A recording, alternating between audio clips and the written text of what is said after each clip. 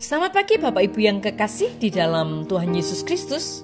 Pagi hari ini saya Eko Wayu Suryaningsih kembali menyapa dengan kebenaran firman Tuhan yang terdapat dalam Yohanes 5 ayat 7.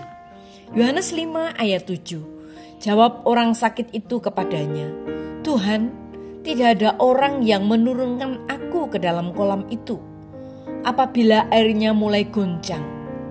Dan sementara aku menuju ke kolam itu, orang lain sudah turun mendahului aku." Amin. Bapak Ibu yang kekasih di dalam Tuhan, manusia pada dasarnya adalah makhluk sosial. Karena manusia tidak akan hidup dan tidak dapat bertahan tanpa bantuan dari orang lain. Namun bukan berarti dalam segala aspek hidup kita sebagai manusia harus mengandalkan orang lain sepenuhnya. Sebab manusia memiliki keterbatasan.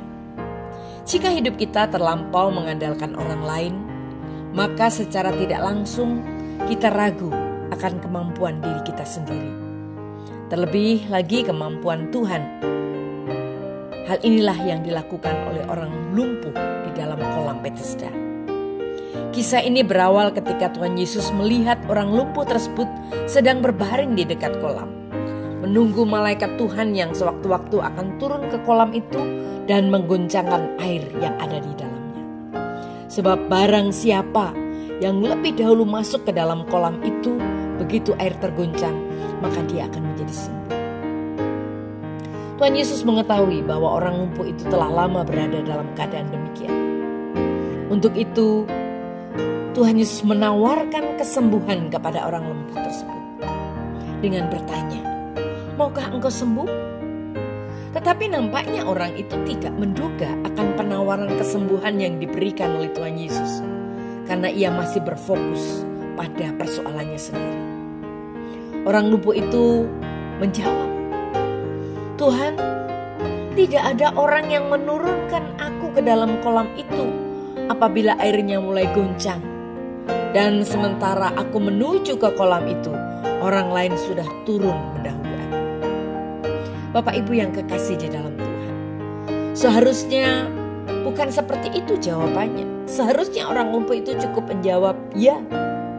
Tetapi orang lumpuh itu seolah-olah menyalahkan orang lain atas kondisi yang ia alami. Demikianlah terkadang kita pun sama seperti orang lumpuh tersebut.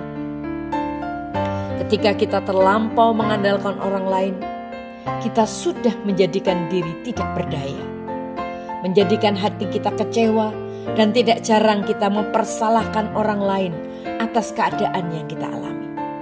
Terlebih lagi, kita tidak dapat melihat pertolongan yang Tuhan tawarkan kepada kita. Seperti itulah manusia, memiliki kelemahan dan keterbatasan. Untuk itu, kita memerlukan satu pribadi yang kuat yang dapat kita andalkan. Dalam hal ini hanya ada satu pribadi, yaitu Tuhan Yesus Kristus. Dialah sumber kekuatan dan pengharapan kita. Sebagai pribadi Allah yang sungguh-sungguh memberikan kita kekuatan. Bapak Ibu yang kekasih di dalam Tuhan, Tuhan memberikan kesempatan kepada kita. Mari andalkan Tuhan.